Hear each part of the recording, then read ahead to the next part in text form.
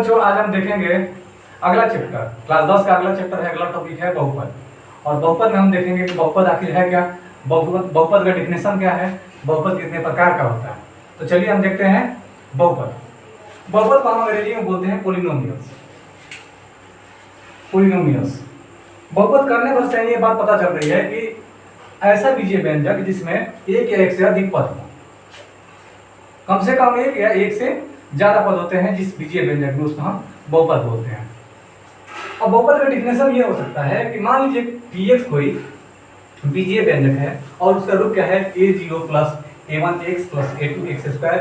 इसी तरीके से an(n-1) x का पावर n-1 और an x का पावर n को चर x में घात n का बहुपद कहा जाता है, जहां पर a0, a1, a2, a3 इसी तरीके से an-1 और an क्या है, इस बहुपद के गुणांक है और वास्तविक संख्या है, तथा जो an है वो 0 के बराबर नहीं होना चाहिए। और साथ ही जो n है, जो हर पद में, हर टर्म्स में जो हमें n दिख रहा है, वो n क्या होना चाहिए, एक नॉन निगेटिव इंटीजर है। क्या है, नॉन निगेटिव इंटीजर, यानी वो निगेटिव नहीं है, वो पॉजिटिव या 0 हो सकता है। इसमें कंडीशन ये है कि इस बहुपद में जो a0 दिख रहा है, हमें इस बीजीय व्यंजक में जो a0 दिख रहा है वो क्या है, इस px का अचर पद है। क्या है, अचर पद। a0 a1x1 a2x², a2 a3x3 इसी तरीके से an-1 x का पावर n-1 an x का पावर n क्या है, बहुपद px के क्रमशः प्रथम, द्वितीय, तृतीय और यह है हमारा nवां पद। इसको हम टर्म्स बोलते हैं। बहुपद कितने टर्म्स में है, कितने पद है, एक पदी है, द्विपदी है, त्रिपदी है, कितने पद हैं। तो चलिए देखते हैं इसमें अलग अलग बहुपद के अलग अलग उदाहरण। आइए अब देखते हैं हम अलग अलग बहुपद के उदाहरण, मतलब उसके एग्जाम्पल हैं। जैसे दिया हुआ है पहला 3x + 7, एक बहुपद है, इसको हम लिख सकते हैं px बराबर 3x + 7। ये क्या है, चर x में, यानी इसमें जो चर राशि है वो x है, चर राशि x में घात 1 का बहुपद है।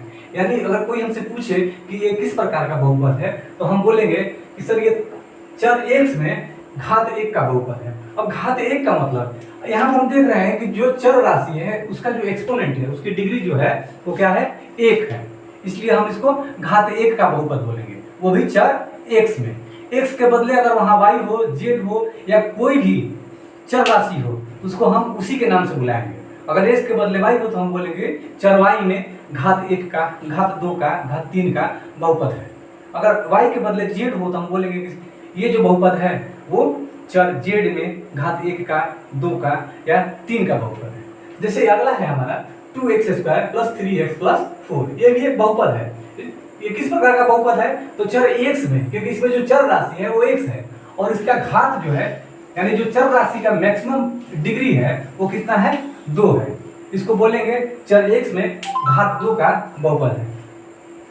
तीसरा है 3y³ + 2y² + y + 3, ये क्या है, चर y में, इसमें चर राशि है जो y है और चर y में घात 3 का, यानी चर y जो है उसका मैक्सिमम डिग्री कितना है, 3 है, इसलिए ये पूरा बीजीय व्यंजक यानी जो बहुपद है वो घात 3 का बहुपद है चर y में। अगला है 1/x² + 2x + 3, ये क्या है, एक बहुपद नहीं है। क्या है, एक बहुपद नहीं है। अब पूछेंगे कि बहुपद क्यों नहीं है, तो देख लीजिए 1/x² का अगर हम लिख लें तो ये इस तरीके से लिखा जाएगा, x का पावर -2 + 2x + 3। लेकिन हमने बहुपद का डिफिनेशन बताते समय ये भी बताया था कि जो n है वो नॉन निगेटिव है। क्या है, नॉन निगेटिव, यानी कि वो ऋणात्मक नहीं होना चाहिए, यानी जो भी चर राशि है उसका जो डिग्री है वो हमेशा पॉजिटिव होना चाहिए, तभी हम उसको बहुपद बोलेंगे। लेकिन यहाँ पे यानी इस बहुपद में x का जो डिग्री है वो -2 है, इसलिए यह बहुपद नहीं है। अब है बहुपद के प्रकार। बहुपद के प्रकार कई हैं, जैसे अचर बहुपद है, शून्य बहुपद है, रैखिक बहुपद है, द्विघात बहुपद है, द्विवर्ग बहुपद है। तो पहला है अचर बहुपद। मान लीजिए कोई बहुपद px बराबर c है, यानी जहां c क्या है, वास्तविक संख्या है, उस बहुपद को हम क्या बोलेंगे, अचर बहुपद का अचर बहुपद बोलेंगे। और अचर बहुपद का जो घात होता है हमेशा शून्य के बराबर होता है। कितना होता है, शून्य के बराबर। इसका एग्जाम्पल के तौर पर ले लीजिए, मान लीजिए कोई बहुपद लिया हुआ है px बराबर 5, इस तरीके से है, इसको हम क्या बोलेंगे, अचर बहुपद बोलेंगे, क्योंकि जो 5 है क्या है, एक वास्तविक संख्या है। ठीक है, नेक्स्ट है शून्य बहुपद। मान लीजिए कोई बहुपद अगर 0 के बराबर है, क्या है, 0 के बराबर है, तब उसको हम क्या बोलेंगे, शून्य बहुपद बोलेंगे। तो जो शून्य बहुपद का घात है वो परिभाषित है ही नहीं, इसको हम डिफाइन ही नहीं कर सकते कि शून्य बहुपद का जो घात है वो कितना है, 1 है, 2 है, 3 है, ये हो ही नहीं सकता, यानी ये अपरिभाषित है, अनडिफाइंड। तीसरा है रैखिक बहुपद। रैखिक बहुपद कहने से तात्पर्य है कि वैसा बहुपद जिसमें चर राशि का, एक्स वाई जेड का चर राशि का जो घात है, डिग्री है, वो कितना होना चाहिए, 1 होना चाहिए। तब उस प्रकार के बहुपद को हम क्या बोलेंगे, रैखिक बहुपद। यानी जब भी इसका ग्राफ हम बनाएंगे तो ग्राफ बनाते समय ये एक सीधी रेखा में बनता है, इसलिए इसको हम रैखिक बहुपद बोलते हैं। यहाँ पे एक शर्त है कि जहाँ a क्या है, 0 के बराबर नहीं होना चाहिए, a क्या है, 0 के बराबर नहीं होना चाहिए, तथा ये दोनों संख्याएं a और b क्या होना चाहिए, वास्तविक संख्या होना चाहिए, तभी वो एक रैखिक बहुपद कहलाएगा। अगला हम पढ़ेंगे द्विघात बहुपद और द्विवर्ग बहुपद। अब हम देखेंगे द्विघात बहुपद, वैसा बहुपद जिसके चर का घात 2 हो, उसे हम क्या बोलते हैं, द्विघात बहुपद। 2 से कहने का ही मतलब है, 2 को हम हिंदी में द्वि या संस्कृत में द्वि बोलते हैं। तो वैसा बहुपद जिसके चर का घात 2 हो उसे द्विघात बहुपद कहते हैं। द्विघात बहुपद का जो व्यापक रूप होता है वो होता है ax² plus bx plus c, जहाँ पर a, b और c वास्तविक संख्याएं हैं। a क्या है, x² का या चर का घात अगर 2 हो उसका वो कोफिशिएंट है, गुणांक है। x क्या है, वो क्या है, b जो है x का गुणांक है, और c क्या है, एक कांस्टेंट है। लेकिन शर्त यह है कि a जो है वास्तविक संख्या तो होना चाहिए, लेकिन 0 के बराबर नहीं होना चाहिए। अब ये शर्त किस लिए दिया गया है, अब आप ही अंदाजा लगा लीजिए, अगर a 0 हो जाए और a को x² के साथ गुना कर दें तो ये पूरा जो टर्म्स है, ये पूरा पद है, वो क्या हो जाएगा, 0 के बराबर, और ये द्विघात समीकरण रह ही नहीं पाएगा। तब ये क्या हो जाएगा, एक रैखिक बहुपद हो जाएगा। इसलिए यहाँ पे शर्त है कि ये जो है 0 के बराबर ना हो। उदाहरण के तौर पर देख लीजिए, 2x² प्लस 3x प्लस 4 क्या है, द्विघात बहुपद है, यानी जो 2 है वो x² का गुणांक है, 3 है जो x का गुणांक है, और 4 क्या है, कांस्टेंट है। साथ ही साथ 2, 3 और 4 क्या है, एक वास्तविक संख्या है। इसी तरीके नीचे से है 3y² प्लस 4y प्लस 1, यानी नीचे वाला जो बहुपद है वो चर y में द्विघात बहुपद है, चर y में द्विघात बहुपद है, यानी y² का गुणांक जो है 3, y का गुणांक 4 और 1 जो है कांस्टेंट है।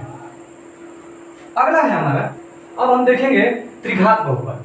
तो त्रिघात बहुपद कहने से हमारा मतलब है कि वैसा बहुपद जिसका घात 3 हो, यानी घात 3 वाले बहुपद को हम क्या बोलते हैं, त्रिघात बहुपद।